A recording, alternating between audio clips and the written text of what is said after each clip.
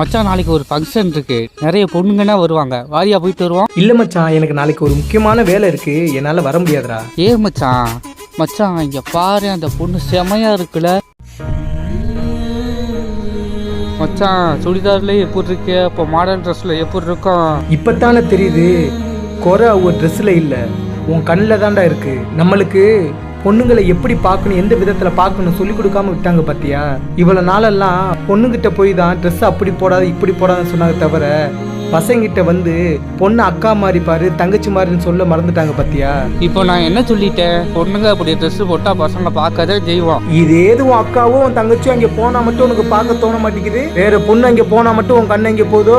பொண்ணுங்க ஆபாசமா ட்ரெஸ் போட்டா கண்டிப்பா பார்வை அங்கதான் மச்சான் போகும். பொண்ணுங்க போடுற ட்ரெஸ்னாலதான் ஆபாசமா தெரியுதுன்னா, அப்ப 5 வயசு குழந்தைன்னு ஆபாசமா ட்ரெஸ் போடுதா, இல்ல 65 வயசு கிளவி ஆபாசமா ட்ரெஸ் போடுதா? மாற வேண்டியது அவ்வு இல்லடா, நம்ம தாண்டா மாறணும். முதல்ல அவள்கிட்ட போய் மன்னிப்பு கேளு. சிஸ்டர் ஒரு நிமிஷம் நில்லுங்க, உங்களை பார்த்த உடனே கையெடுத்து கும்பிடணும்னு தோணுது சிஸ்டர்.